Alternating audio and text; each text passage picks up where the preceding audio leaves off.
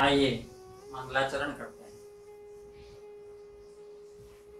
विघ्नेश्वराय वरदाय सुरप्रियाय लंबोदराय सकलाय जगद्धिताय नागाननाय श्रुतियज्ञ विभूषिताय गौरीशुताय गणनाथ नमो नमस्ते। अखण्डमण्डलाकारं व्याप्तं येन चराचरं तत्पदं दर्शितं येन तस्मै श्रीगुरुवे नमः। नारायणं नमस्कृत्य नरं चैव नरोत्तमं देवी सरस्वती व्यासं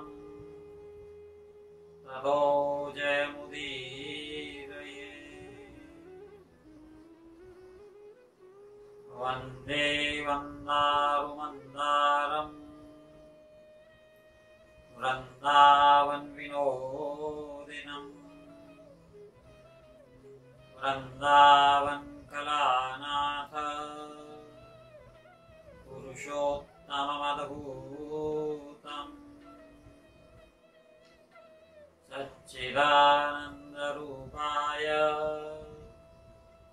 विश्वोत्पत्त्यादिहेतवे तापत्रयविनाशाय श्रीकृष्णाय वयं नमः। श्रीकृष्णाय वयं नमः। श्रीकृष्णाय वयं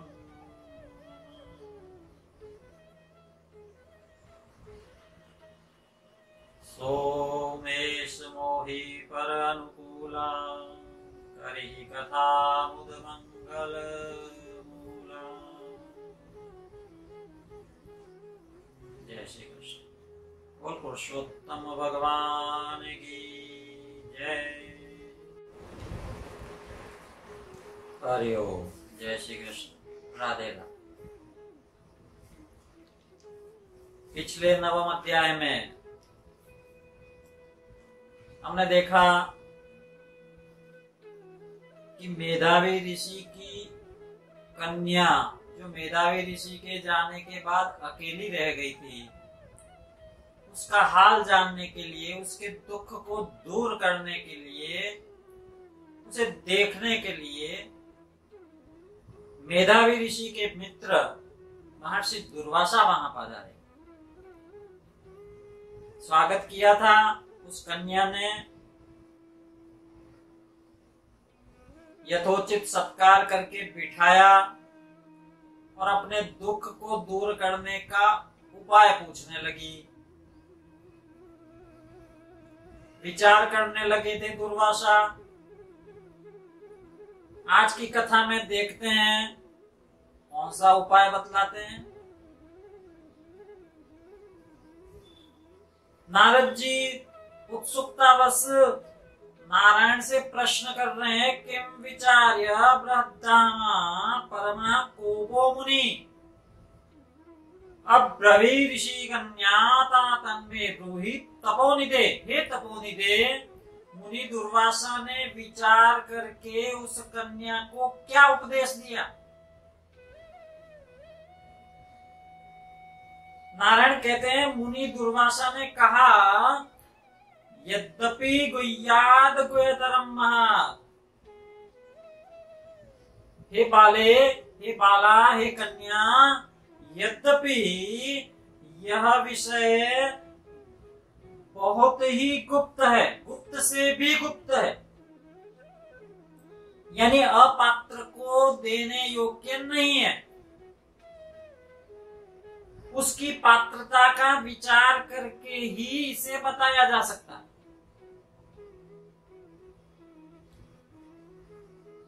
इतस्तृत्य सुभगे मासस्तु पुरुषोत्तम। इतना गुप्त होते हुए भी मैं तुम्हें क्यों बता रहा हूं? क्योंकि तुम मेरे मित्र की कन्या हो। और उपाय क्या? इतस्तृत्य सुभगे मासस्तु पुरुषोत्तमा। इस मास से तीसरा मास जो आएगा वह पुरुषोत्तम मास है, वह अधिक मास है। एतत्तुल्यो न कोऽप्यन्य कार्तिकादिषु सुंदरी सर्वे मासास्तथा पक्षा परमान्यानि यानि च। पुरुषोत्तम मासस्य कलानाहन्ति षोडशी।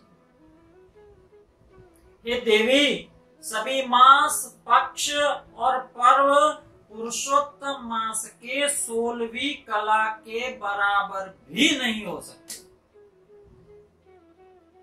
महर्षि दुर्वासा के वचनों के अनुसार जितने भी मास है, पक्ष है, पर्व है, वे उस पुरुषोत्तम मास की 16वीं कला के बराबर भी नहीं है। पुरुषोत्तम मास के इस अधिक मास के महत्व को किस प्रकार से प्रतिपादित किया है महर्षि दुर्वासा ने, इसका दर्शन कीजिए। इसका दर्शन करने की आवश्यकता है। अब कैसे है, क्यों है? तो आगे कहते हैं 12 सहस्राणि गंगा स्नानेन यत् फलम।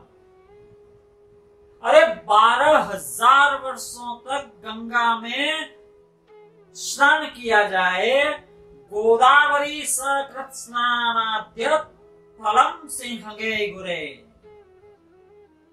और सिंहस्थ हो, यानी बृहस्पति सिंह राशि में गमन कर रहे हो, सिंहस्थ बृहस्पति के समय गोदावरी में भी यदि स्नान कर लिया जाए तदेव फलमाप्नोति मासैवे पुरुषोत्तमा। यानी 12,000 वर्षों तक गंगा स्नान और सिंहस्थ बृहस्पति के दौरान गोदावरी का स्नान भी इस पुरुषोत्तम मास के फल की बराबरी नहीं कर सकता। यह मास श्री कृष्ण वल्लभो,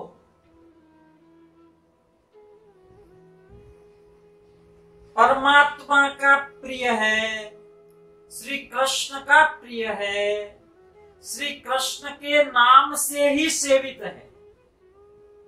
अरे जिसे परमात्मा ने अपने षडैश्वर्य गुणों से परिपूर्ण कर दिया, अपना नाम तक दे दिया, उस मास की महिमा का वर्णन मैं कर ही नहीं सकता। श्री कृष्ण वल्लभो, अरे इसीलिए तो तस्मिन् संसेविते वाले सर्वं भवति वांछितम्। यदि तुम्हें कुछ भी इच्छा है, तुम्हें कुछ भी मनोकामना है, उन मन की इच्छाओं को, उन मनोकामनाओं को पूर्ण करने के लिए तुम इस पुरुषोत्तम मास का सेवन करो। और यहाँ मुनि दुर्वासा ने बताया कि किस प्रकार उन्होंने राजा अम्बरीश को भस्म करने के लिए एक कृत्या को उत्पन्न भी किया और उस कृत्या को अम्बरीश के ऊपर छोड़ा भी था, अम्बरीश के पीछे भी लगाया था उसे।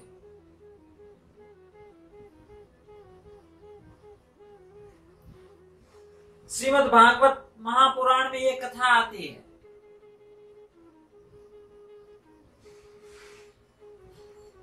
किस प्रकार अम्बरीश पूरे नगरवासियों को साथ लेकर भगवान की पूजा अर्चना किया करते थे।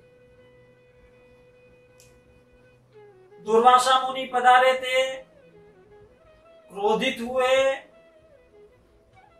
तो कृत्या चलाई। अब उस कृत्या ने राजा अम्बरीश का कुछ नहीं बिगाड़ पाई थी। वो उल्टे सुदर्शन चक्र राजा अम्बरीश की रक्षा में तत्पर हो गए और वह सुदर्शन चक्र, जलता हुआ सुदर्शन चक्र दुर्वासा के पीछे दौड़ने लगा था।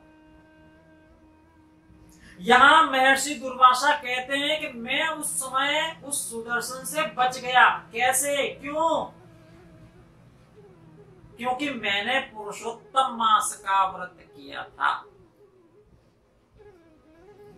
उस पुरुषोत्तम मास के प्रभाव से ही, उस व्रत के प्रभाव से ही मैं बच पाया।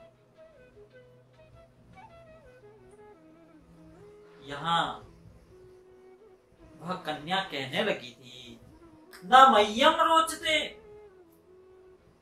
अरे मुझे रुचिकर प्रतीत नहीं होता ब्राह्मण यदुक्तम भवता मुने। आगे कहती है, माघ, कार्तिक और वैशाख मास क्या ये उत्तम नहीं है?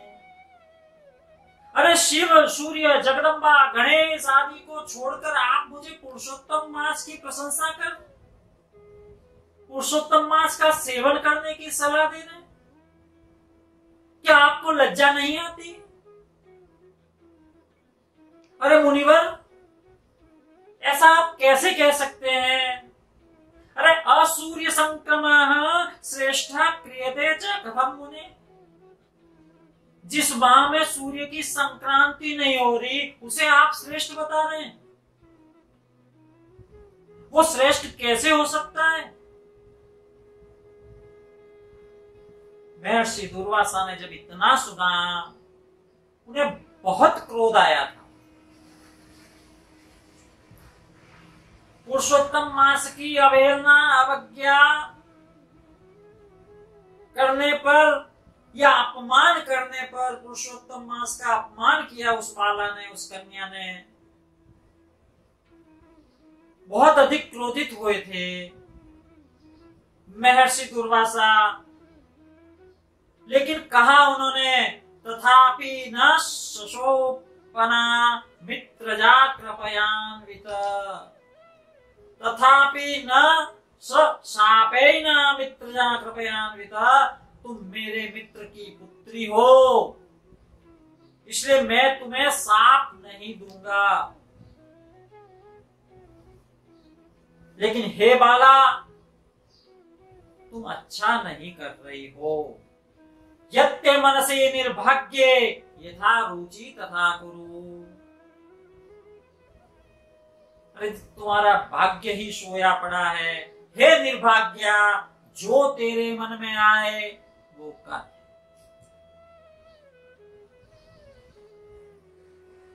इससे अधिक मैं कुछ भी नहीं कह सकता। और सर्वथा तत्फलम भावी यवा पर जन्मनि। तूने इस पुरुषोत्तम मास का अपमान किया है, इसका फल तुझे भोगना ही पड़ेगा। अरे इस जन्म में नहीं तो अगले जन्म में। सर्वथा तत्फलम भावी यवा पर जन्मनि। पुरुषोत्तम मास का जो तूने अपमान किया है उसका फल अवश्य भोगना पड़ेगा। दुर्वासा इतना कहकर वहां से चले गए थे। ऋषि कन्या ने भगवान शंकर के तप का निश्चय किया, भगवान शंकर को मनाने का निश्चय कर लिया। भगवान शंकर के तप को लेकर तत्पर हो गई। उसने निश्चय किया, मैं भगवान शिव की तपस्या करूंगी, कठोर तप करूंगी और भगवान शंकर को प्रसन्न करूंगी। यहाँ दशम अध्याय को विराम देंगे। यहाँ दशम अध्याय पूर्ण होता है। एक बात हमेशा ध्यान में रखिएगा, आप किसी का सम्मान अगर नहीं कर सकते तो कृपा करके उसका अपमान भी न करें। मेधावी ऋषि की कन्या पुरुषोत्तम मास का अपमान कर रही। महर्षि दुर्वासा जो कि मेधावी ऋषि के मित्र हैं, पिता तुल्य है, उनकी बात की अवहेलना कर रही है, कटाक्ष कर रही है, व्यंग कर रही है, तो इस कथा के माध्यम से, इस दशम अध्याय के उस कन्या के व्यवहार से कम एक बात तो सीखनी चाहिए भाई, कि हम सम्मान भले ही ना कर सके किसी का, लेकिन भैया जीवन में कभी किसी का अपमान मत करना, अपमान मत करना।